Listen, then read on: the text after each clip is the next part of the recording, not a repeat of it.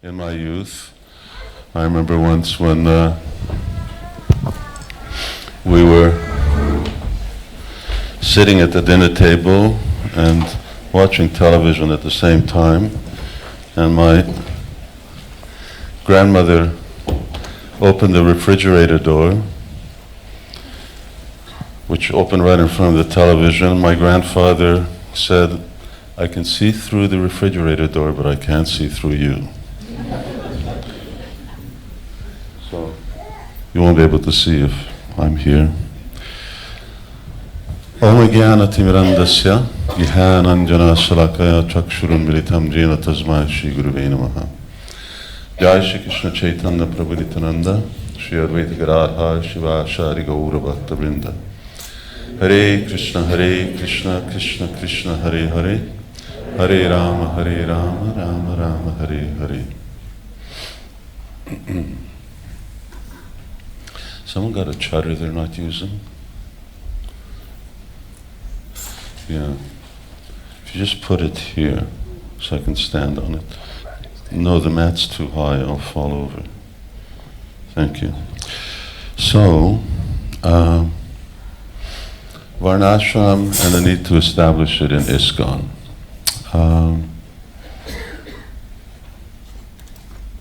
How long was this advertised for? How long do we go for? Till 9:30, and then we have some questions. Could you hold that till later? It'll be easier for me, thank you.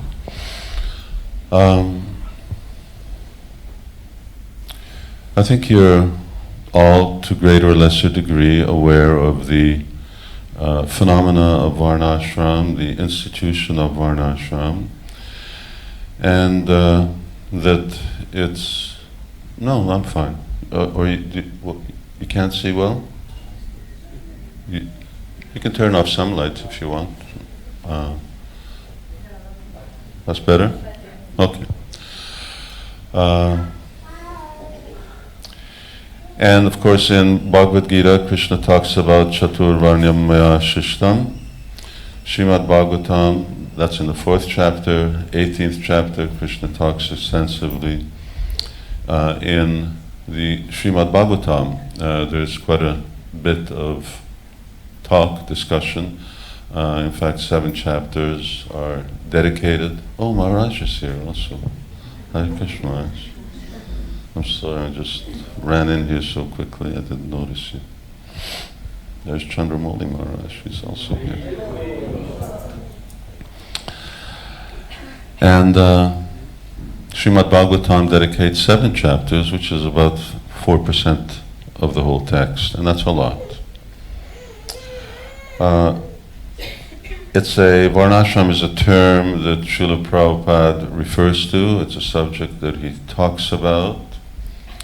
And it's something that we've talked about in our Krishna consciousness movement for quite some time, in fact, over the last 50 years. But it's something that is sorely absent. It's a social system. And the social system, well, the way in which the Krishna consciousness movement works at the present time is not really as a society. Interestingly, we're called the International Society for Krishna Consciousness. So you can explain to me what our social structure is if we're a society. We know we have a structure, a hierarchical structure, but society really means rights, obligations, social roles, social model. Who studied sociology? One person. Okay, I haven't. I don't know anything about sociology. That was one of the reasons why Varnashram is sort of going on, because social engineering is a very difficult thing, especially when you want to establish a society which is diametrically different and opposed to the society that we live in. And I just don't mean United Kingdom or India, anywhere in the world. This morning, unfortunately I don't have that quote with me, but this morning I was listening to a tape where Srila Prabhupada is referring to modern, postmodern society as being a soul-killing civilization, soul-killing society, and that's what it is. It destroys people's chances for understanding their spiritual identity, that they're not this body. And ultimately, what it does is it frustrates human beings' opportunity for self-realization. For the most part, people in the world, if they're lucky, they'll take birth as animals in the next life, and if they're not so lucky, they'll take birth in a lot lower species. Why? Because the way in which, and the purpose, the underlying philosophy of society is consumerism. Whether it's in China or India or in America or anywhere, here in the UK, it's consumerism. And consumerism means lust, anger, greed. So Krishna says, Trividham narakashedam, that these three are the gates leading to hell. And as a consequence of that type of hedonistic lifestyle, people commit all kinds of sinful activities. So where's a society that's leading people in a pure lifestyle, leading people to the path of liberation? It doesn't exist. Rather, the whole society is built on and is based on the fact that people should consume, and whether you're destroying the atmosphere, whether you're slaughtering billions of animals on an annual basis, whether you're polluting the Jamuna, whatever you're doing, it doesn't really matter. Just make sure that you get a return on your shares in the company that you're investing in at the present time. So that's the society. It's a soul-killing civilization. And it may take different forms. You may call it a democracy, or it may be a non-democratic system, for instance, as you have in China. But ultimately, the end result is the same. It's materialistic. In other words, the basis is that there's no God, that identity is this body, and enjoying this body is the goal of life, and that development is economic development. Success in life means how you evolve and develop economically. Whereas Krishna says, Tasya kartaram apimam vedi akartaram avyayam. He says, but actually, I've designed another system. And Krishna's system is for spiritual elevation. It's for spiritual cultivation and spiritual development.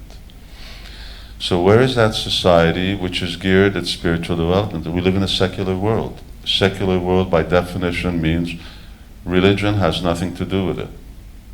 Religion has nothing to do with your job. It's got nothing to do with the way you work. It's got nothing to do with politics. It's something that you're relegated to in your church or synagogue or mosque. And that's what we are at the present time. That's what the International Society for Krishna Consciousness is. It's not really functioning like a society. We function as a church, as a temple, as a religious institution.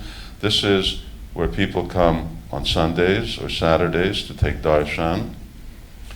But Krishna consciousness doesn't determine every aspect of their life in the way a social structure does. It's just part of life. But Varnasrama is life. It's every part of life. It's from before you're born until after you die. And there are obligations to be fulfilled, and you have different rights. So Srila Prabhupada actually wanted us to establish Varnasrama. Now Prabhupada said many things. He wrote that Varnashram is no longer possible to establish in this day and age. He wrote that you have to do it. He also said it was very difficult. So Prabhupada said, contextually, there weren't contradictory if you study the context very carefully, but apparently Prabhupada said different things.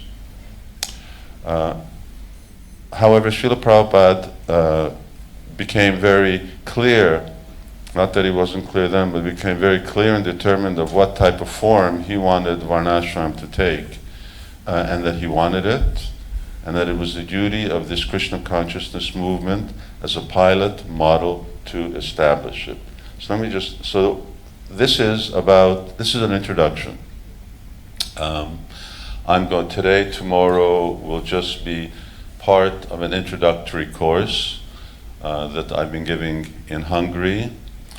When I leave here, I go on Thursday, I go back to Hungary, then we have a 3-day National Council meeting, and the purpose of that National Council meeting, what we do every year, we have 60 devotees, and it's the leaders of the yatra, and we talk about vision, and our vision for the last 2 years, and will continue to be more or less 75%, will just be about Varnasrama, and different phases of Varnasrama.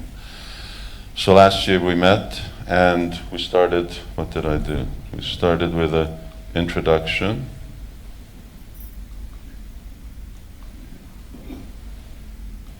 Oh, I can see it. The title just seemed to disappear. Oh, it looks like it got erased.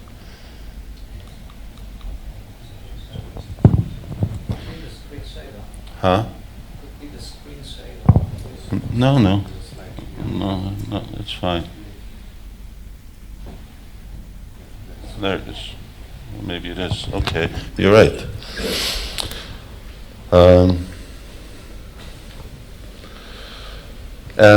So we began to introduce Krishna consciousness, Varnasrama, into the yatra.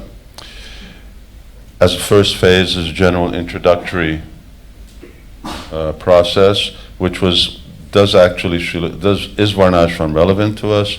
Did Srila Prabhupada want it? Why did he want it? And something about Varnas, or the different Varna, because Krishna, he actually doesn't even talk about ashrams. He talks about Chaturvarnya. 18th chapter, Krishna again talks about the Varnas. Varna means occupational duties. So Varna, ashram system means that there are Shudra, Vaishya, Kshatriya, Brahmana, and that there are also Brahmacharya, Grihastha, Vanaprastha, and Sannyas. These are the divisions. One is those corresponding to the modes of material nature, those who are in the mode of, or affected by mode of ignorance and passion. Kshatriyas are in passion, and Brahmins in the mode of goodness. And accordingly, they have different duties or different roles, and also they have corresponding rights. And of course, the ashram part we're somewhat familiar with, at least we use the terminology. We're a little less, or a little more reluctant to use terminology in terms of Varna, as if it's some kind of stigma. I don't know why it's not a stigma to be called a brahmachari, because it's also a material designation. So being a Vaishya is also a material designation. Or sometimes devotees don't mind being called a Brahman, but they'd feel offended if you called them a Shudra. But both are material. So it's, I don't know, if I called you that you're a big boat or a little boat, or called you, someone's a Chihuahua and someone else is a German Shepherd, but in both cases you're a dog. So all of these are material designations. None of them really make the clear case for what the identity of a Vaishnava is. And I guess at the outset we should start with that, is that whereas Varnasrama, there are really 3 types of Varnasrama that Shastra talks about, and specifically Acharyas talk about. There's Varnasrama in general, just that one word, which is meant for everyone, it's meant for the world. And in that Varnasrama system, you will have people who don't know anything about Krishna, and you have people who have different types of faith, different types of commitment, different types of lifestyle, although they're governed by certain very common principles, and they can't escape those common principles. Then you have Daiva Varnasrama. Daiva Varnasrama is Varnasrama which is practiced by Vaishnavas. So the goal of Varnasrama ultimately is to bring everyone to bhakti. But Varnasrama also helps those who have already come to bhakti to come to the perfection of bhakti. So there's Daiva Varnashram, which is Srila Prabhupada wanted devotees to practice. And there's general Varnashram, in which Daiva Varnashram will be in. And the difference between the two is that one knows the goal of life, the other one doesn't. In Varnashram, in general Varnashram, people who are not devotees, what is their social identity?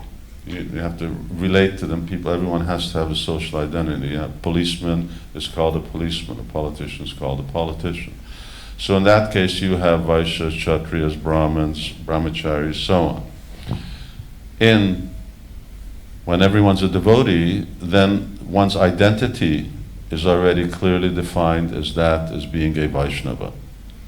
Vaishnava Jati Buddhi. And then it becomes an offense to actually relegate someone who already understands their spiritual nature in some material way.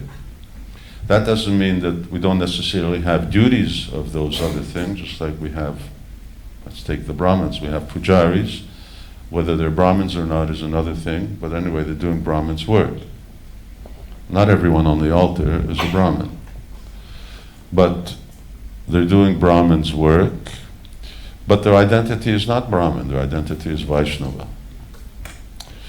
So that is something that we need to be very clear about, and when we are, then this sort of risk that we're going to be labeling people, someone's a Brahmin, someone's a Shudra, someone's a Vaishya, then that's no longer there, because we respect everyone as actually being a Vaishnava. And then there's Asura Varnasrama. Asura Varnasrama is the Varnashram which, anyway, it's not necessarily for demons, but because even demons in Vedic system followed Varnashram. So Jarasandha was very strict, he was a demon, but he followed Varnashram. But Asura Varnashram is then that when the principle of determining people's status and their social role is not based on their qualities, but it's based on their birth. So Krishna says, Guna Karma Vibhagasa. Narada Muni also says, Yatrayal Lakshanam Proktam, that according to one's lakshana, according to one's nature, that determines what one's situation is. Now, in a pure society, if Varnashram is practiced, for instance, for 5-10 generations, then through the process of samskaras, study of Vedic literature and practice of devotional service, what will happen is that in the family of, for instance, a Vaishnav Vaishya, their children will also be of the same nature. But still, that has to be confirmed. So that's why at a certain point in Gurukula, with the help of parents, gurus, seniors, others, the tradition is that one's nature is always confirmed, because birth is never necessarily a guarantee. So yatrayal lakshanam proktam. Now Srila Prabhupada indicated that he wanted, and more or less I'm just going to spend time on that today. My name's Sivarama Swami. You know, I've been devotees are approaching Varnashram in different ways in ISKCON, and I'm going to approach it in a very slow way. We're at least as far as I can see, I'm not going to see the full implementation of Varnashram in our society in my lifetime. Maybe you will, but maybe not.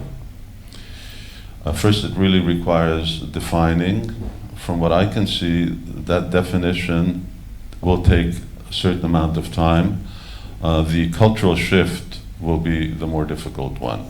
In other words, to actually convince devotees to do an about face, because we definitely go in a different way than what you read about in Srimad Bhagavatam or other scriptures. What to speak of Manu Samhita, then you're really getting into real detail. But for us, the essence is Bhagavatam, and what I'm going to be talking about is also Srimad Bhagavatam. As I mentioned, in Hungary, this year, For 2 years, we're just doing introductory, and I will bring you to to what the actual exercise of that introductory one is, and then I'll continue that tomorrow, which is to cultivate the qualities of human beings. And what it is that Narada Muni, he prefaces Varnasrama by saying, first of all, because this is a conversation that's taking place between Narada and Yudhishthira Maharaj, says, first of all, before you talk about Varnasrama, you've got to talk about being a human being. And he defines what a human being is, and we'll get there. And then next year, we'll begin a 2-year introduction, presentation, and training on ashrama, and different things. Society means different things. Society means education. What's our education system? Well, Prabhupada introduced Gurukula. And we have Gurukula. So how do you train people? How do you teach people? And what's the purpose? Unfortunately, in the Western world, education means brainwashing and materialism.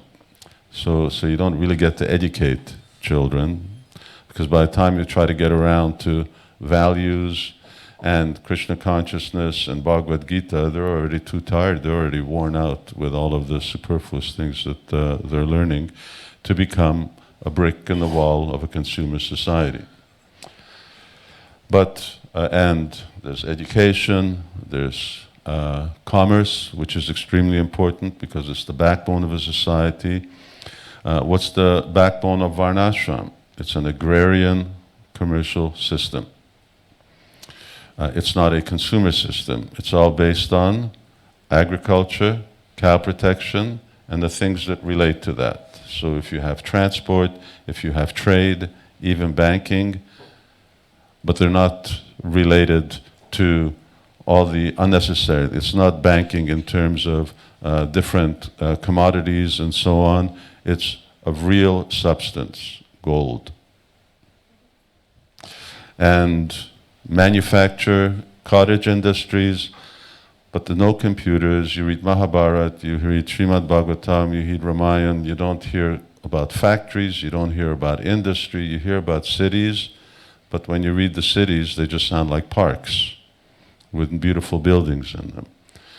So cottage industry, so economy is another thing that we need to deal with. And all of these need to be redefined because they are very, very different in the present day than what they should be. They contribute to a soul-killing civilization. So my approach has been to go through Srimad Bhagavatam, or at least our approach in Hungary.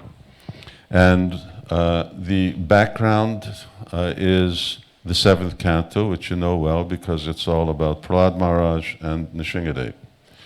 But at the conclusion of that narration, which is taking place in Yudhishthira Maharaj's court, and Krishna is sitting there, he's also hearing, more or less, Yudhishthira Maharaj asks Narada Muni, who's relating this story, how do you get a society of Prahlad Maharajas? And so Narada Muni's answer is, you have to establish Varnasrama.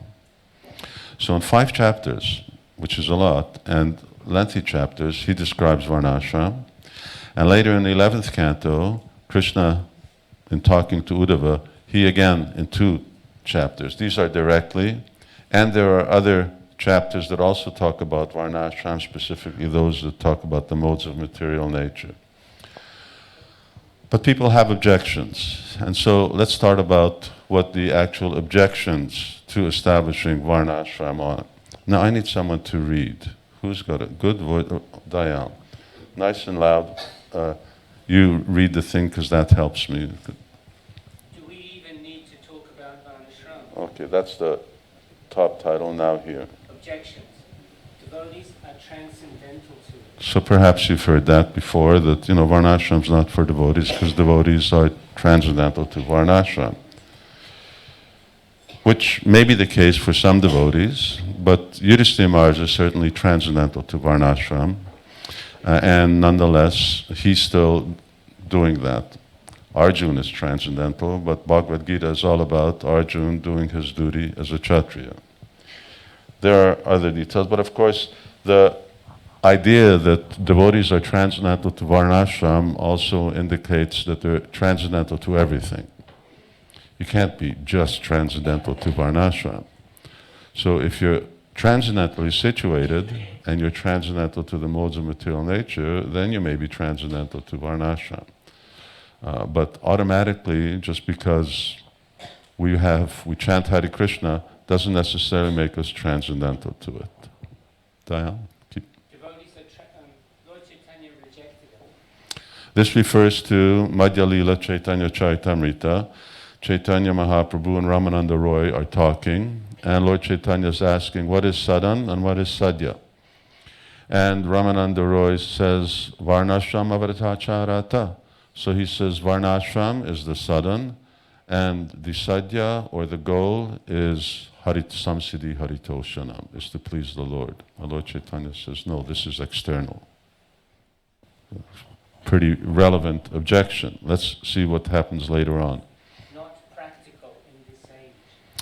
Srila Prabhupada makes that statement. He writes in the Bhagavatam, that Varnashram is not practical to establish it in this age. Degrades to caste system. And it does degrade into the caste system. This is one of the major objections with devotees, but certainly with the outside world, is that you tell people about Varnashram, they say, that's the caste system, and that's what's ruined India, and you want to introduce that. And of course, Varnashram and the caste system are two different things. The caste system is Asura Varnashram. And the abuses that come as a consequence of that Asura Varnashram. But yeah, Varnashram degrades into the caste system, and Krishna consciousness degrades into Sahajaism, but we still practice it. Just because there's a potential to become Sahajas doesn't mean that we don't practice Krishna consciousness. So your food may go off, but that doesn't mean you don't eat just because it potentially goes off. So while it's good, it's good.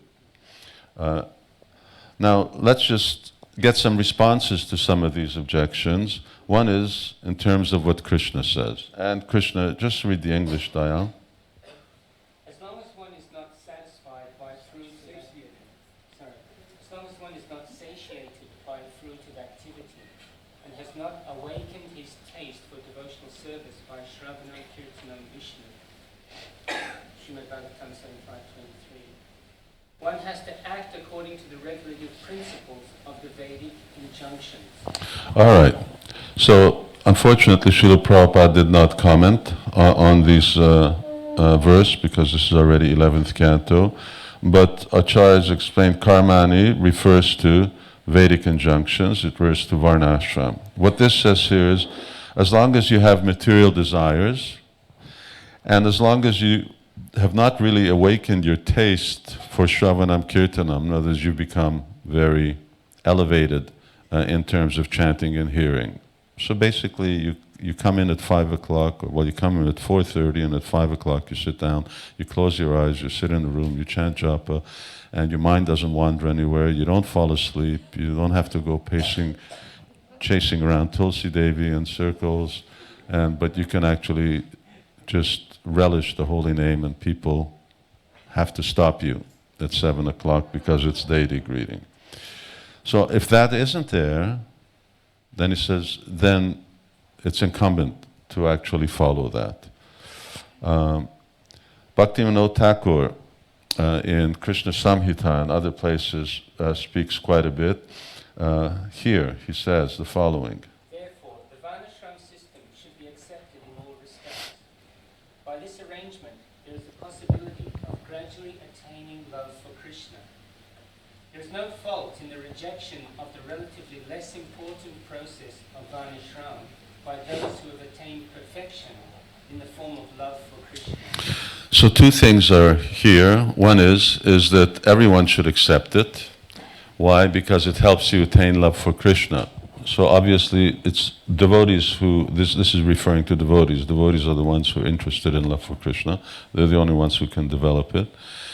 But the other is that it's not compulsory for those who have attained love of Krishna. Although generally the principle will be, is that they will also follow all the rules and regulations of Varnashram, yad yada charati shrestas, just to set a proper example. And then Bhaktivinoda Thakur says, one who does not follow the rules and regulations of Varnashram is called a Yavana. okay, that's self-explanatory. But most importantly, what did Srila Prabhupada say? In February 14th, you can look it up in folio, there's a long conversation, it's about almost an hour long. Srila Prabhupada is talking about Varnashram, Satsvarup Maharaj, Harisori, Bhavananda Prabhu. And all of these questions, these objections that you see here, it's a very good discussion because Prabhupada is extremely clear and repeats himself. And he answers all of these objections that we've seen over here, and he really lays out a constitution of Varnashram for devotees.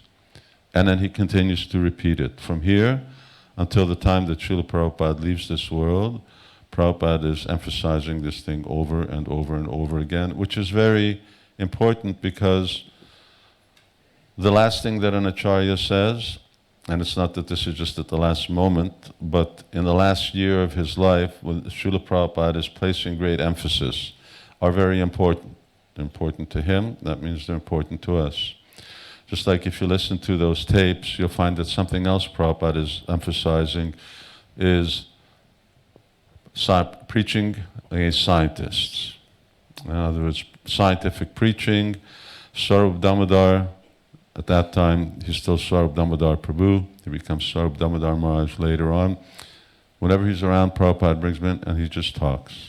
And Prabhupada just talks and he just, whatever he wants. He said, you want to travel, what does it take to travel all over the world with 6 men and preach? Well, Prabhupada, probably costs about $10,000. Tamal Krishna Maharaj says, Prabhupada, I think it's more like 20. Prabhupada said, granted. Just like that. Done. So Srila Prabhupada really placed a lot of emphasis on scientific preaching, placed a lot of emphasis on Varnashram. These are going to be excerpts from this conversation that Dial's going to read. Can you see everything from where you are? And down here in the bottom, you'll see how many pages it is. I'm not going to go through all of them because we don't have time, but I'm going to go through some. So let's just start here. Lord Chaitanya, when Ramananda Roy brought this up, he said it was not possible in this age to introduce this. Prabhupada, yes, not. He did not say possible. Iha Bahiya. Chaitanya Mahaprabhu was interested only on the spiritual platform. He had no idea of material side. He rejected material side. Satsvarup. But don't we do that also? Prabhupada, no. Our position is different. We are trying to implement Krishna consciousness in everything. And Chaitanya Mahaprabhu personally took sannyas. He rejected completely material. But we are not going to be... You got to sit closer down. We're not getting a clear flow here because you can't see. Go ahead. We're not going to be niskinchana. Chaitanya Mahaprabhu is niskinchana. We're not going to be niskinchana. So it's pretty clear here. Prabhupada is saying our position is different. He said Chaitanya Mahaprabhu didn't reject Varnashram. Personally, for him, he was a sannyasi. He wasn't going to follow it, but he was going to, but we're going to do it because our position is different. So this question, answering this question, well, is this actually, Lord Chaitanya rejected it? Srila Prabhupada is answering, and it's not just Srila Prabhupada who answers this the same way. Bhaktivinoda Thakur, in his commentary, explains it in depth in the same way. All right, here's a little longer one. This is 3 slides. Okay, go ahead. Prabhupada, chanting will go on. This answers sort of the question. Devotees are transcendental to it. We don't need to do this. Mm-hmm. That is not stopped. But at the same time, the Varnashram Dham must be established to make the way easy. Harisori. Well, at least my own understanding was that the chanting was introduced in the age of Kali because Varnashram is not possible. Prabhupada, because it will cleanse the mind, chanting will not stop. Just like the Sahajas also have got the beads, but they have got 36 women. This kind of chanting will go on, just like our name of hell. He was not fit for sannyas, but he was given sannyas, and 5 women he was attached, and he disclosed. Therefore, Varnasrama Dham is required. Simply show bottle will not do. So the Varnasrama Dham should be introduced all over the world. And so through introduced starting with ISKCON community, Prabhupada, yes. Brahmana, Kshatriyas, there must be regular education. Harisori. But in our community, if being as we're training up as Vaishnavas, Prabhupada, yes, Harisori, then how will we be able to make divisions in our society? Prabhupada, Vaishnava is not so easy. The Varnasrama Dham should be established to become a Vaishnava. It is not so easy to become Vaishnava. So Srila Prabhupada's answering this thing, is this relevant to devotees? Are devotees transcendental? The Prabhupada says, well, devotees are transcendental, but being a devotee is not such a cheap thing as just starting off in Krishna consciousness. Prahlad Maharaj is a devotee, Narada Muni is a devotee, Shukadeva Goswami is a devotee. That type of devotee, as Prabhupada uses the term, is not a cheap thing. It's a very serious thing. And how to become that type of devotee, as Prabhupada said earlier, it makes the chanting easy. The principle that you'll see later is that Varnasrama means raise devotees to the platform of goodness. The conduct, behavior, lifestyle of the mode of goodness is what Varnasrama is about. Because when you're in the lower modes of material nature, passion and ignorance, devotional service becomes very slow and it becomes difficult. Because ultimately, transcendence is attained from goodness. You don't hop. You don't go up from ignorance to become a transcendentalist. But getting to the mode of goodness also requires practice. In other words, the more you cultivate the activities and the qualities of goodness, then the faster you actually attain that. So as you'll see later on, Srila Prabhupada personally says, Varnasrama is about bringing people to the mode of goodness and keeping them there. When they're there, they're protected from the lower modes of nature, and as you'll see here, but they fall down. In this conversation, Prabhupada keeps repeating over again, if he's such a devotee, why does he fall down? Why do the grihastas fall down? Why do the sannyasis fall down? Why do the brahmacharis fall down? Why fall down? Because you don't know what the duties are, you're not qualified for the duties, or we're not following those duties. So here is very clear. Satsvarup Maharaj is asking, so introduce starting with the ISKCON community, yes.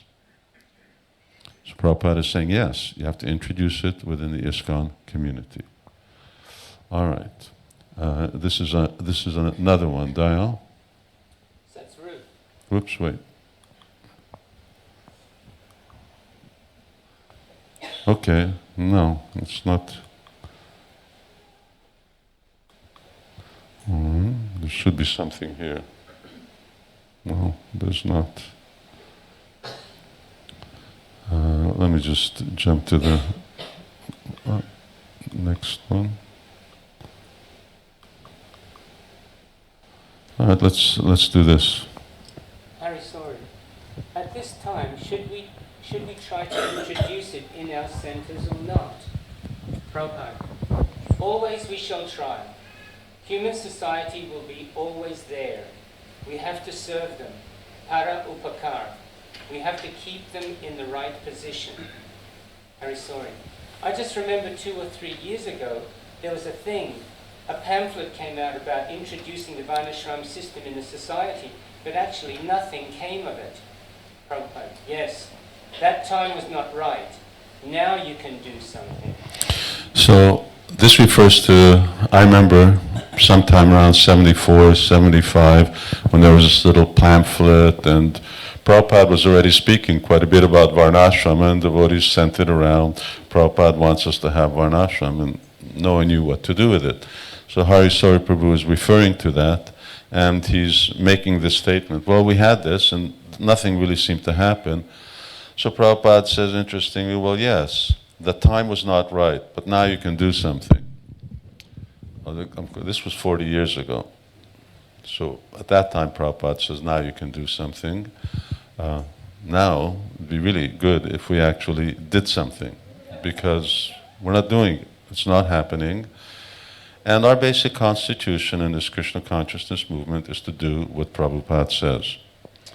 Otherwise, we have no direction. What are our goals? How do we set our goals? We set our goals by what Srila Prabhupada says. And Prabhupada says clearly. Let's see what the next one is. This is a little longer one.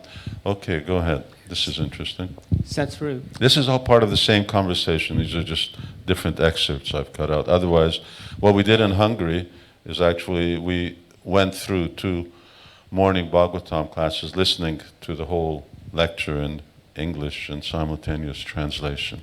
Go ahead. Satsvarup. But the people are not at our disposal to organize. Harisori. We are thinking of we, because actually we only have our own society at the moment to organize. Satsvarup. We cannot approach the masses to organize. Harisori. It can't be implemented on such a big scale. Prabhupada. I do not follow what you say. Satsvarup. Just like Prabhupada. Ideal. We are giving the ideal. Satsvarup. But no one's listening and no one's taking it up except a few. Prabhupada. But you show them. Harisori. That's why we say we. Prabhupada. That we said means not we are going to take them, but we are simply giving the ideas. We are not going to be a Shudra, but to show that, just like you play in a drama, you are playing the part of a king. You are not a king. Harisori. No. Prabhupada. So similarly, just to give them idea, we have to play like that. Harisori. Well, again, that's, Prabhupada, not necessarily that we are going to be Shudra. So that is it. That is the thing. We are servant of Krishna. That's all. And as servant of Krishna, we have to execute the order of Krishna. Satsvarup. So we can ideally organize ourselves, and then for the rest of the people, all we can do is hope that they'll follow. Prabhupada. Yes. Bhavananda. Set the example. Prabhupada. In order to serve the mass of people, to bring them to the ideal position, we should try to introduce this Varnasrama. Not that we are going to be candidates of Varnasrama. It is not our business. But to teach them how the world will be in peaceful position, we have to introduce. So a lot of things here. Srila Prabhupada makes clear that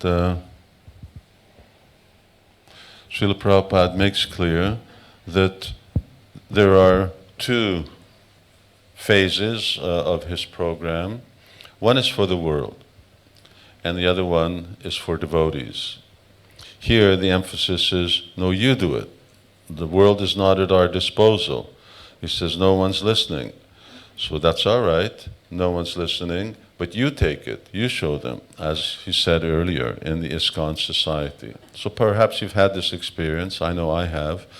You're preaching, you may be talking about how you would organize society, how you would organize the world. Which sounds very good, and we've got the answer, but then if they ask you, but are you doing it? Have you got it? Do we do it? Do we set up Varnasrama? We're talking about how to manage the world, how to organize the world, but do we have actually the same organizational structure within our society? So we don't really have it. Srila Prabhupada here said, you should make a model. It's called a pilot model. When you make a small scale model and you can show this works, and because it works small scale, then you can also do it large scale. So obviously, before we're going to convince the world, then we need to convince ourselves, and we need to do it amongst the International Society for Krishna Consciousness. So this is one thing. And Srila Prabhupada goes to pains here to point out that our main identity is as Vaishnavas. Now, of course, that doesn't necessarily mean that we don't have karma or we don't have natures. And that's sort of a lengthy philosophical point. Baladev Vidyabhushan talks about it quite at length in his commentary on Vedanta Sutra. And if you read the beginning of Madhurya Kadambini, Vishwanath Chakravarti Thakur also sort of touches and explains this idea of how it is that devotees still have karma, despite the fact that they're practicing bhakti, which actually destroys all your karma. Technically speaking, if devotees are offensively practicing devotional service, then all of their karma is eradicated, all their prarabdha karma. Prarabdha karma is that karma which is being manifest or is ripe at the present moment. But if all of our prarabdha karma was actually destroyed, that would mean that either when you get initiated, if you're at that stage where you're actually offenseless, or when you start chanting Hare Krishna without offense, you would, literally speaking, disappear. Because your body is your prarabdha karma. Now, that would be very problematic for practicing Krishna consciousness, because it means you could never perfect Krishna consciousness. You'd always just get to this intermediate stage, it's beginning stage of being offenseless, and you never get to develop love of God, because you never get beyond that. So therefore, Krishna maintains our bodies, and not only he maintains our bodies, he also still maintains our nature, our swabhava. And that condition nature. So you look, let's take initiation as a time when something major takes place. It doesn't necessarily have to be so, but it can be. You don't look different all of a sudden from before and after initiation. You still look the same. So in the same way that you look the same outside, we are also the same inside. But the way we're the same is by Krishna's arrangement. So we still have a nature. We have nature. Some devotees are very sattvic. They actually make very good brahmanas. Other devotees are much more inclined to do business. They're more like Vaishyas. Some people may be natural-born leaders. Others are happiest if they're just told what to do and they can just get on with it, because that's their nature. Their identity is Vaishnava. But still, their natures correlate to the four social orders of life. So here Srila Prabhupada is repeating, in order to serve the mass of people. Why? Offer a social structure that purifies, elevates, and liberates people, because it's just the opposite. That's what's happening in the world. 4:4. What's the next one? Okay. Now, I'm just going to, we'll actually turn this light off for a minute, and I'm going to put my Dayal, you put your microphone here. This is, if you've seen Srila Prabhupada's, what's it called, that film, Prabhupada's departure? Final lesson. If you've seen the final lesson, you've seen this. This is an excerpt. This is Srila Prabhupada in October of 1977, October 21st. He's 3 weeks away from leaving his body. He's laying on his deathbed, and he's commenting on Srimad Bhagavatam. What he's saying, you can look up in the 14th chapter. And anyway, it's self-explanatory, but you'll see Srila Prabhupada's condition is a little striking. Put it on the, you just put it there, it'll pick it up. Mm-hmm. And it says karma hetu. Karma hetu, if we engage in devotional service, we get a different nature. And if we engage in the basis of sense gratification, result is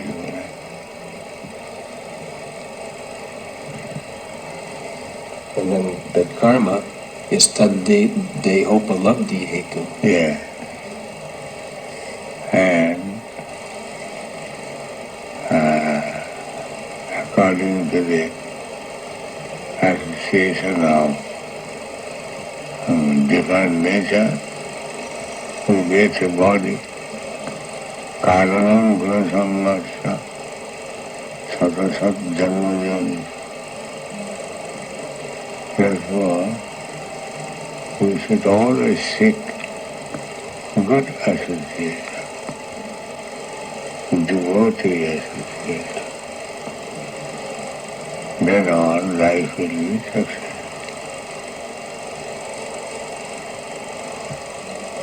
And then last it says the gunas, satvadayo, jnana vikshepa moha hetavaha. Jnana, if we live with good association, then we cultivate knowledge. That means association. And man is known by his company. So, if we have the chance of association with devotees, then our character, nature, become different. By hearing, by discussing Srimad Bhagavatam, this Rajaman Tamu is subdued. Then Sattva event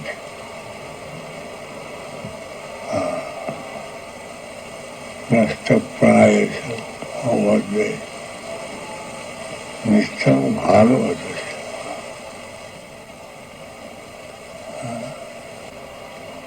Then Jatavan Tamu cannot do us harm. Therefore, Varnasrama Dharma is so essential that people remain in Sattva.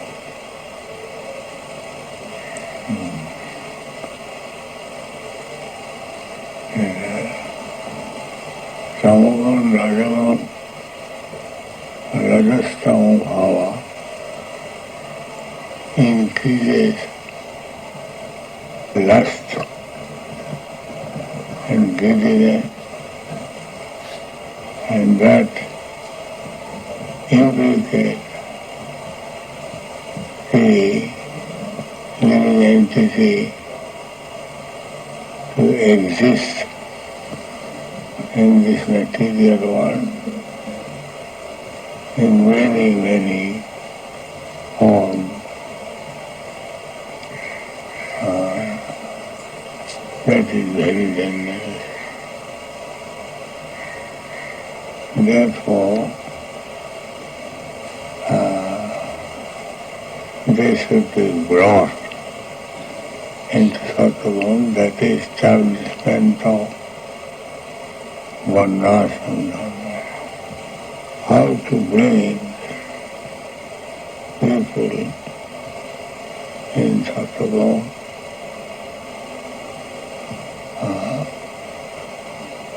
with Brahminical qualification, very neat and clean, rise early in the morning,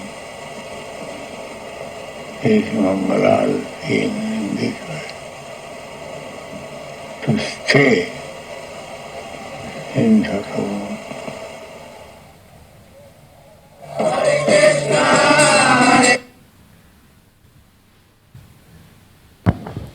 Jai Srila Prabhupada ki jai. Very,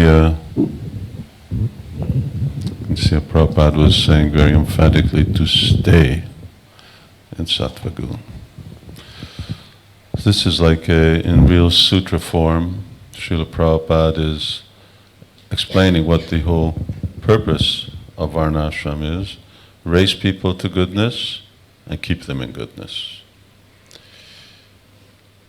And that starts with the devotees. Raise devotees to goodness and keep them in goodness. So conditioned soul, when you're not liberated soul, conditioned soul means what? It means that we're dependent on material conditions for practicing Krishna consciousness. The better the material conditions, the better we practice. When a temple room is too hot, devotees tend to fall asleep. When a temple is too cold, their minds are too disturbed. When it's just right, then things become easier. So, the best material condition to practice Krishna consciousness is goodness. Because sattvam sanjayate jnanam, goodness means knowledge. Knowledge is what actually gives one vision as to what to do according to time, place, circumstance, and how to actually best apply the principles of Krishna consciousness. And ultimately, when one is very expert in engaging everything in the mode of goodness, then one gives up the mode of goodness and comes to the level of transcendence. So Srila Prabhupada Prabhupada is bringing this up. The topic of Varnashram is not in the verse that he's talking about. This is Krishna's Leela. This is Brahma Vimohana Leela, the introduction to it. And yet Srila Prabhupada is bringing something, it's on his mind. Conversations preceding, Prabhupada brings it up voluntarily, of his own accord. So, in terms of did Srila Prabhupada want it? Should we do it? At least for me, the question is pretty clearly answered obviously, I'm just been talking here now for 45 minutes. I've been eating and sleeping and breathing this for the last year. Wasn't exactly my idea of what I wanted to do in Krishna consciousness. As a sannyasi, I'm getting on to 70 years old. It's not an urgent issue for me, but it's an urgent issue because Prabhupada wanted it. And so my understanding is that Srila Prabhupada really did want it, and therefore, as long as I'm able to do something, my duty is to try to do something. And so we're trying to gradually come to terms with what the principles are in Hungary, and then how we can apply it. So now I'm going to, in the next 10 minutes, I'm just going to go a little forward and to what I'd already mentioned earlier, and that is something practical, is, well, where would you start Varnashram if you have to? And as you can see, we're hopping forward over different things. This was a presentation I tried to give in 2 hours to the North American GBC Temple Presidents meeting, but it was too long. And this is already a sort of a summary of a lot of things. Here we go. A summary of the course that I gave in Hungary, which was 4 times 2 hours. So I traveled around to all the centers and then to Budapest and our farm. We spent a lot of time on it. So as I mentioned earlier, Narada, when starts off talking about Varnashram, when Yudhishthira Maharaj says, how do people attain the perfection of life, which Prahlad Maharaj attained, which is devotional service? Narada Muni says, by practicing Varnashram, they come to understand that Krishna stu Bhagavan Swayam, and that they should engage in devotional service. And then those who engage in devotional service, when they practice Varnashram, they come to loving devotional service. But before he gets into, and he does begin to describe the different Varnas and ashramas, the roles of women in society, what's prohibited, what are emergency duties, what the ideal grihastha ashram is, vanaprastha, brahmachari, sannyas, and so on. First he says this, And for us, this is a 2-year, more or less a study course, study guide that I've just finished, just this morning, I finally finished this book, first volume on Varnasrama, which is introduction, and it really deals with these qualities, as well as somewhat on Varna. And we're planning to teach that in our schools. That means our Gurukul, we have our college, our Bhakta program, counselor system, etc. And what it is that we're preaching here is, well, I'll just get Dayalani Thakur to read this. This is 3 slides long. So Narada starts off with this, and he's talking about what you can see here. All human beings. These are the general principles to be followed by all human beings. Go ahead. These are the general principles to be followed by all human beings. Truthfulness, mercy, austerity, observing fasts on certain days of the month, bathing twice a day, tolerance, discrimination between right and wrong, control of the mind, control of the senses, non-violence, celibacy, charity, reading of scripture, simplicity, satisfaction, rendering service to saintly persons, gradually taking leave of unnecessary engagements, observing the futility of the unnecessary activities of human society, remaining silent and grave and avoiding unnecessary talk, considering whether one is the body or the soul, distributing food equally to all living entities, both men and animals, seeing every soul, especially in the human form, as a part of the Supreme Lord, hearing about the activities and instructions given by the Supreme Personality of Godhead, who is the shelter of the saintly persons, chanting about these activities and instructions, always remembering these activities and instructions, trying to render service, performing worship, offering obeisances, becoming a servant, becoming a friend, and surrendering one's whole self. O King Yudhisthira, these 30 qualifications must be acquired in the human form of life. Simply by acquiring these qualifications, one can satisfy the Supreme Personality of Godhead. So there's, in this 30, there's 2 things. The last 9, you may have noticed, are Navanga Bhakti, the 9 limbs of devotional service. And the other 21, well, I've been calling them, these are religious principles. And 3 times, Prabhupada starts off and repeats, these 30 qualifications must be acquired. Again, he repeats it, simply by acquiring these qualifications. Now, this is the pre-qualification. Everything has adhikar.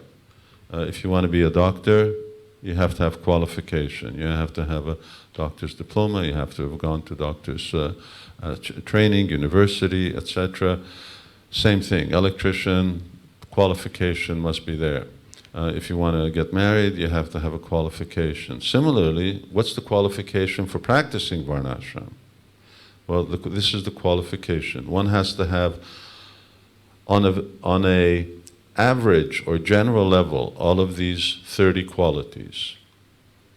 Some people will have more, some people will have less, but everyone has to have them to a certain acceptable level. Narada doesn't mention what that acceptable level is, but obviously in a society where people are held to task for what they do, you can't have a minimal amount of honesty. In other words, you can't just be 75% honest, because the other 25% of being dishonest gets you into trouble.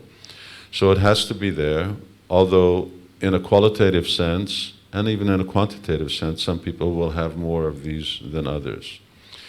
So the other 9, we haven't been concentrating on in Hungary. The other 9 you hear about 24/7 in Krishna consciousness. You get courses on Kirtan, on studying Srimad Bhagavatam, on Bhagavad Gita, on deity worship, on all of these other activities. But what about these other ones? At least, what about, well, we start off with truthfulness, mercy, austerity, and bathing twice a day is actually socham, is cleanliness. What are these first 4 things? well, and they're the pillars. Yeah. These four things are the four pillars of religion. That's what Narad starts off with. But how much do we talk about tolerance? Krishna starts off, tam stitiksha bharata, first thing he says. So, but do we know what tolerance is? We know what the word is, we know what it means. How much do we cultivate it? How much do we actually study about it? And how much do we develop tolerance? Celibacy. We got celibacy in brahmacharya, we got celibacy in sannyas, you have celibacy in grihastha life. They're different. Grihasthas, husband and wife, associate, but they associate in a religious way. They're also called grihastha brahmacharis. And to have children only for the sake of making Krishna conscious children, that's also a form of celibacy. Brahmachari is celibate, he's not allowed to associate with women, but he can get later married. A sannyasi should also not associate with women, but he can't get married. So celibacy is there for everyone, but different types of celibacy, according to the different social role. Simplicity. Not simple-minded, but simplicity. The two people who have this to excess are the Shudras and the Brahmins. If a Kshatriya is too simple, he's not going to be a good leader, because leaders have to practice a certain level of diplomacy, and you can't be too simple when you're exercising diplomacy. If you're going to be a businessman, then similarly, you have to be able to sort of wield your way around getting the business done, and if someone is too simple. But at the same time, you can't be duplicitous. Satisfaction. Satisfaction's very, very important quality. Because Varnasrama starts off, and tomorrow I just intend to talk about these 21 qualities. So Varnasrama starts off with a very novel premise. Who you are is already established. And human form of life means you have to accept who you are instead of trying to be somebody else. Because the world that we live in is that anyone can be anything, which is another name for chaos, is that anyone can be anything. And as a result of that, you've got 3% of, for instance, at least the Western world, who's feeding the other 97%. And everyone else is manufacturing consumer products, which have no real practical value. And actually, the whole endeavor of doing that is spiritually destructive as well. And it's going in a completely artificial economic system, which you notice is imploding and it's falling apart. So, being satisfied with who you are, husbands being satisfied with wives and vice versa, being satisfied with the type of work that you do, being satisfied with your service. Prabhupada complained, devotees are always restless, they don't stick to what they're doing. Satisfaction. So these are qualities that one cultivates. The basis of satisfaction is being dutiful. So for us, and I'm going to stop here now, and then if you have any questions, for us, Varnashram in Hungary is starting with actually discussing, studying these qualities, and teaching them, because we don't teach them.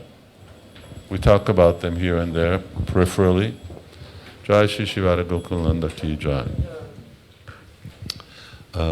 But we don't necessarily teach them. And more or less what these things are, these are the conduct, the psychology of a person in the mode of goodness. And as Srila Prabhupada said, the principle being that if you're a good person, then it's easy to be a good devotee. It's not compulsory. So the Yasyasta Bhaktir Bhagavati Akinchana verse says that you can be a bad person, but if you're fortunate enough to practice Krishna consciousness, all the good qualities will come. All these qualities will manifest, but they'll manifest if you chant Hare Krishna without offense. That if you don't, then it'll take a long time. So once again, but if you cultivate these activities and you start practicing them in a very conscientious way, just like cleanliness, we generally don't allow devotees to stay in the temple if they're not going to be at a certain standard of cleanliness. So whether you were taught it at home or not, that's not important. Important thing is now to learn it, practice it, but there are different levels of cleanliness. And what's clean for one person may not be clean for someone else. So if we're talking about Varnasrama, if we talk about something very practical, well, this is something very practical. Learning what these 21 qualities are, studying them. In the time that I've had to actually look into, you could write a book on each one of these. And you could write a study guide on, well, just pick one. Taking observing the futility of the unnecessary activities of human society. Seeing that we're actually living in a world where people are just wasting. They're wasting away, they're wasting their time, they're wasting so many other things. So all of these things require meditation, and how can we actually awaken these qualities and act by them, live like them, live like good people, be in the mode of goodness. So that's something that I'll continue tomorrow, and I'll just talk about a few of these things. We could go on a lot more, but I think I'll just stop here and let if devotees have any, and I'll sit down now, and if devotees have any comments or questions about, well, starting with, do we need Varnasrama or not, or anything else that you have questions about. Mataji, Jayanta? You'll have to speak good and loud.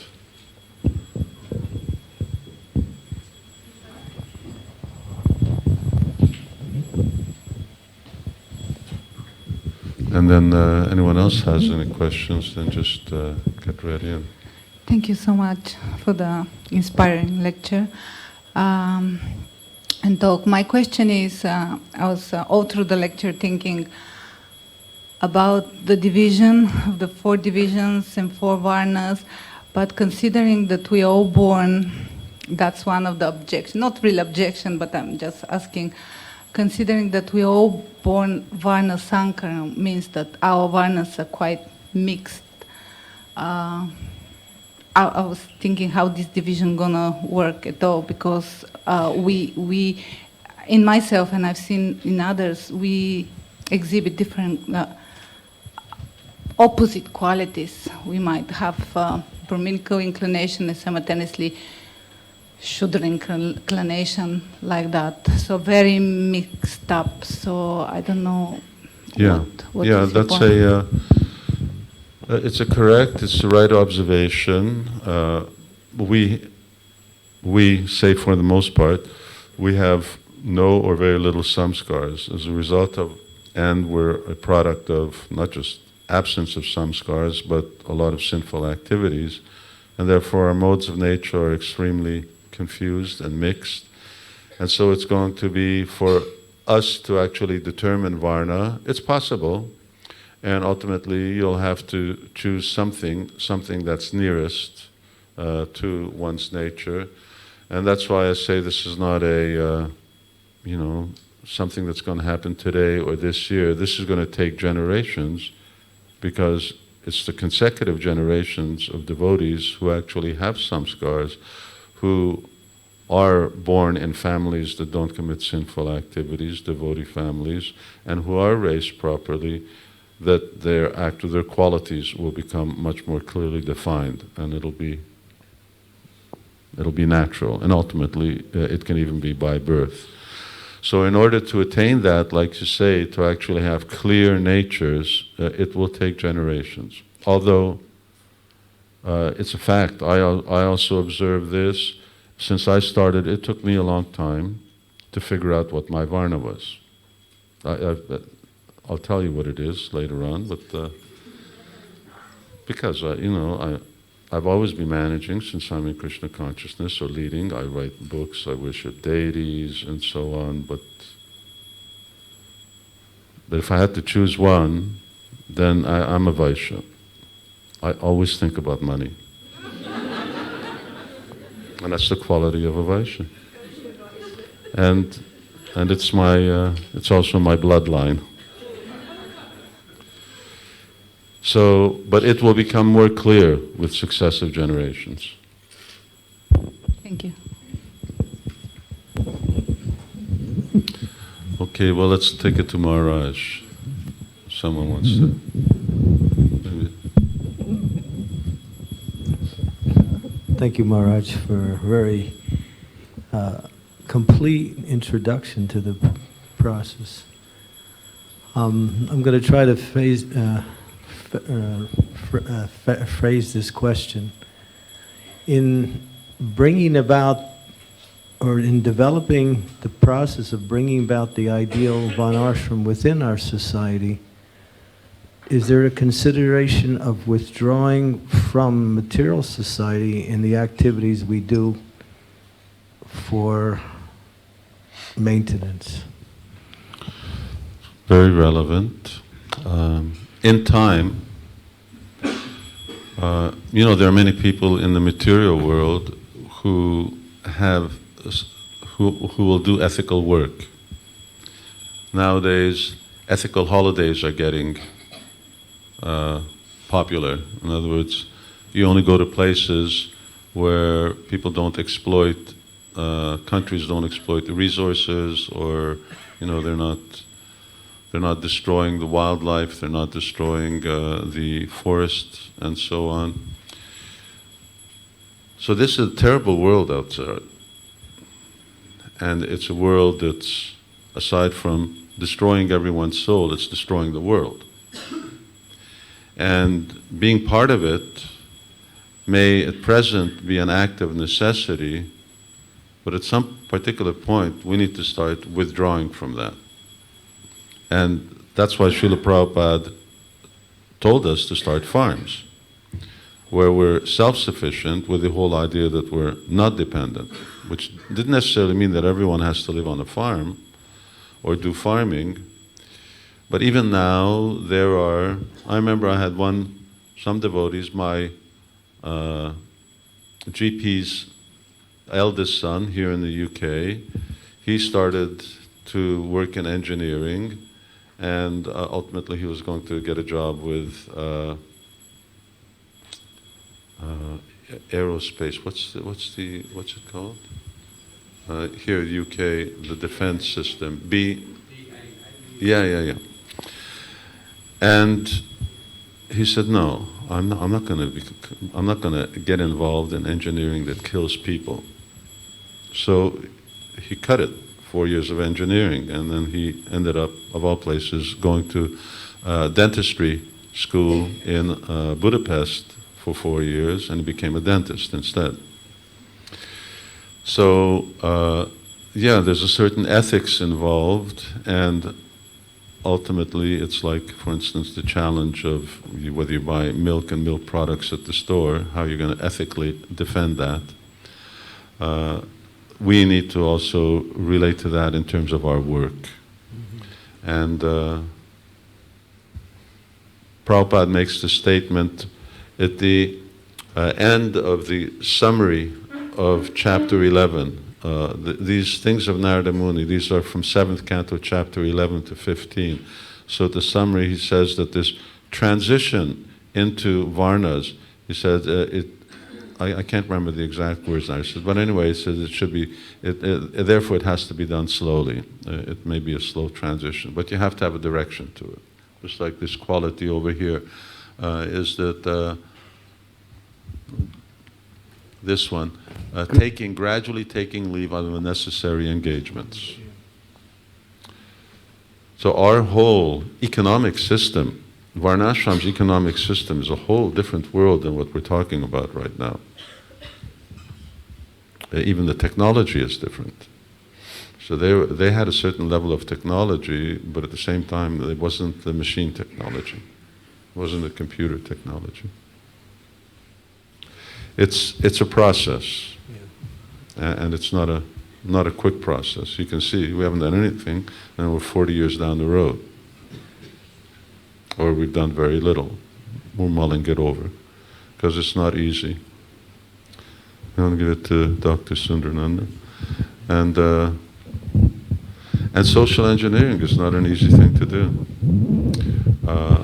As the main issues of this come through, it becomes very obvious. This is, it's not the outside world we need to convince. I mean, ultimately, I don't even see how we're going to convince them, but that's not our duty. I think that Krishna's going to have to do something special in order to make them want to look for some kind of alternate solutions. But convincing devotees, we're entrenched, we're really hooked. Because we're also brought up in certain ways, and we're also used to certain lifestyles. And this is really revolutionary. Sundarananda Prabhu? Hare Krishna Maharaj. One of the drivers of stimulus is to see the end product. So while you were describing, I was contemplating that down the generations, if the Varnas become purer and purer, and if we have a society where we end up having people following the Varnas as in a pure situation, what would be their consciousness in terms of generation of karma? In forms of their what? In terms of generating new karma. So what would be their consciousness be like if they have a pure Varna? So what I'm trying to get to is that if we have a pure Varnashram system, which is the ideal system and product of this, what we are trying to achieve, what would be the consciousness of the people living in that Varna system? Well, when we're talking about Daiva Varnashram, the Krishna consciousness would be their consciousness, whatever they're doing. But they would be acting according to those things that they're actually qualified for. And that makes also the practice of Krishna consciousness easier, rather than people doing something that they don't really have such an inclination for. So the inclination becomes very strong. Material life, therefore, becomes a lot easier. And therefore, that subsistence or maintenance becomes easier. And it becomes easy. But they're conscious. For devotees, it's Krishna consciousness. For non-devotees, Narada also says, everyone has to do this. So everyone has to practice the other 9, even those who are non-devotees. It's just like now you've got people who go to church. They don't necessarily know what they're doing. They're not necessarily big believers, but they still do it.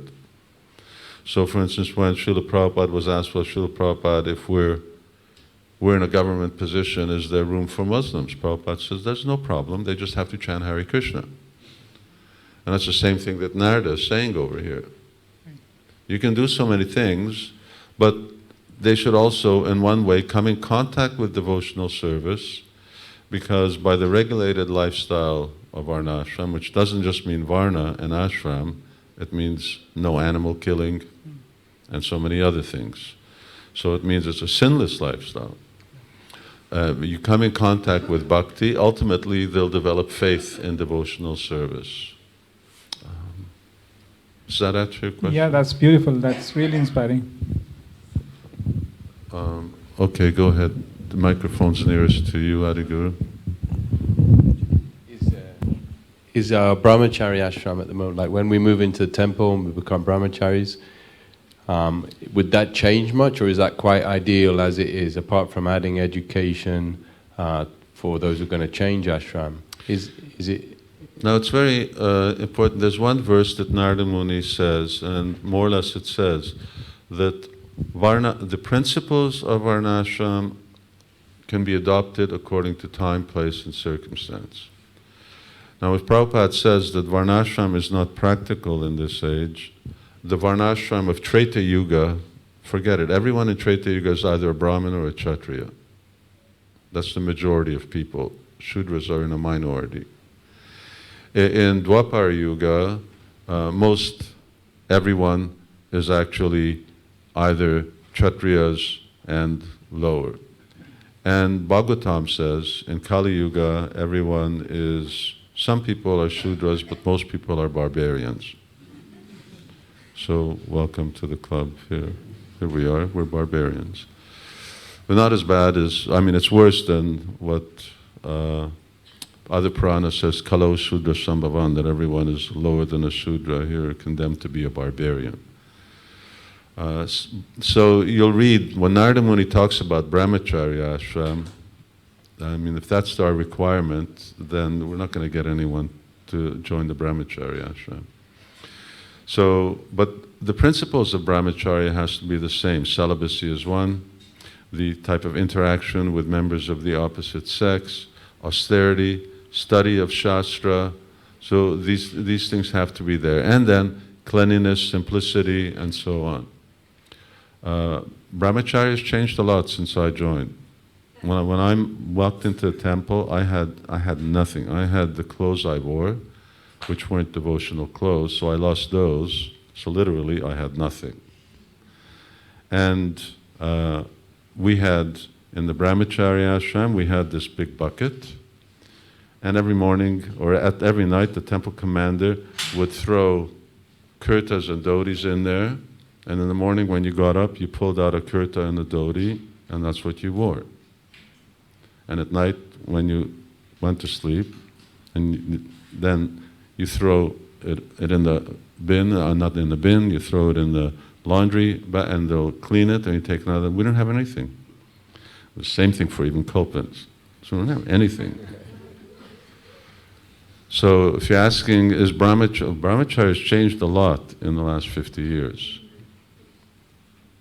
It's changed considerably in terms of what devotees have. I know just recently I was in Hungary, one devotee was driving me from one city to another in his BMW, and he was saying, you know, I have no interest in getting married. I don't want to associate with a girl.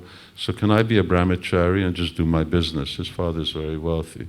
I said, you're crazy. He said, no, brahmacharis don't do business. I said, just get married. Either get married or sell this car and move into the temple if you want to be a brahmachari. So, no, we don't have bachelors. We don't have people just, I stay celibate and I do business. But celibate people don't do business. People who do business get married. That's the duty. Brahmins, they can stay brahmachari or sannyas, which is another phenomena here Srila Prabhupada is referring to. He's talking to sannyasi about a sannyasi who fell down. He says, but he wasn't qualified. Now, traditionally, only Brahmins take sannyas. Those who don't have Brahminical qualification, because Brahmins have a higher level of sense control, mind control, they're by nature in the mode of goodness, rather than trying to be in the mode of goodness. And they have that qualifications. In other places, in other sampradayas, they very strictly check astrology, nature, and so on before they actually allow someone to be an acharya, a sannyasi, isn't it? Because only unless you have those Brahminical qualifications, and their rate of fall down is much less. We do that now in ISKCON. We're extremely particular over the last 20 years about whether someone has the qualifications and training and so on. So you can train, but still you should check. And we even do astrological check on devotees.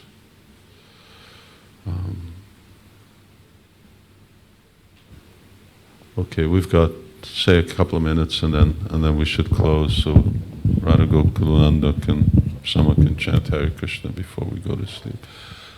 Go ahead. It's you. Well, you almost had it. You just whipped it away in front of you. You just mentioned how Brahmanas their nature is in the mode of goodness. And earlier you said how Kshatriyas are in passion and Vaishyas Passion and ignorance, and Shudras in ignorance. So the Varnasrama system is meant to bring everybody up to the mode of goodness. So, for instance, if a Shudra comes up to the mode of goodness, in course of time, does his nature begin to change? Does his Varna begin to sort of show a drift towards the higher Varnas? How you act and how you're molded are two different things. So the mold stays the same, but your activities, that's why, even though we're Shudras, but you can qualify to do deity worship, qualified to do the worship of deities. Why? That's because only Brahmins can do that. But by being a Vaishya, by chanting Hare Krishna, practicing devotional service, being initiated, you get the adhikar to do that. But as you notice, your nature doesn't necessarily change just because you've gone on the altar. So there's an inherent nature that one has, and there's the acquired nature that we get through the power of bhakti. For instance, you see devotees who come to Krishna consciousness. They do all kinds of phenomenal things that they would have otherwise not been able to do just by being engaged by Srila Prabhupada or practicing Krishna consciousness. And if for some reason they give up Krishna consciousness, they become impotent and they just go back to their old ways because the nature's still there. So bhakti will empower you to come to the mode of goodness. And the idea with Varnasrama is proper conduct will, number one, avoid from doing the wrong things that implicate you in the lower modes and commit sinful activity, and it will elevate you. But still, our nature or tendency stays. Arjun's a Kshatriya. He's always a Kshatriya. He's eternally a Kshatriya.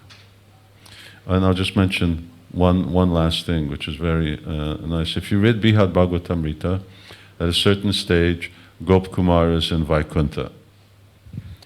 And when he's in Vaikuntha, he's with Lord Narayan, but he's still not satisfied because he's looking for Gopal, and here's Lord Narayan. So at a certain point, Narada Muni comes and he takes him away. He takes him to Uddhava's house. And he wants to explain to him that this is not, you want to go to Braj, you want to go to Vrindavan, so you have to perform the sadhana for going for Vrindavan, which is you come to earth, to Vrindavan, and by practicing Krishna consciousness here, you'll go there. But first he tells Uddhava, he says, you talk, you explain. And Uddhava says, no, I'm a Kshatriya. He says, you're a Brahmin, you explain. And Narada Muni, he says, what are you talking about? We're in Vaikuntha. He says, there's no Varnashram here. The Uddhava says, no, of course there's Varnashram. What do you think the social system is here? He says, even the Lord plays the role of a perfect Kshatriya. And in Vrindavan, Krishna is the perfect Vaishya. So Varnashram exists here, therefore you should talk first. And then Sanatana Goswami explains briefly in the purport. In other words, in the spiritual world, it's not chaos over there. There's a social system. And what we're talking about here is just a reflection of the original social structure that exists in the spiritual world. And it's Varnashram.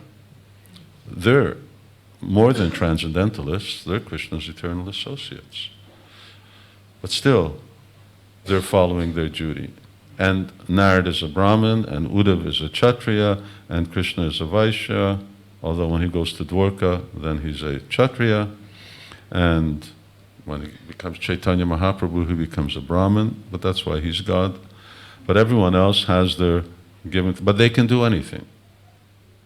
They can do anything. But still, they have their swabhav, they have their nature. Maybe we can talk after Sabra. I just don't want to, because the curtain's going to close in 5 minutes, and then I figure we're going to, so I thought maybe someone could chant Hare Krishna for the deities while we all gather everything together, instead of just sort of leaving the deities to a bunch of cluttering and chattering things. So we'll continue tomorrow. Thank you so much, and Hare Krishna. Srila Prabhupada ki jai. Shri Shivara Gokulananda ki jai. Jai Nitai Go Premanandi.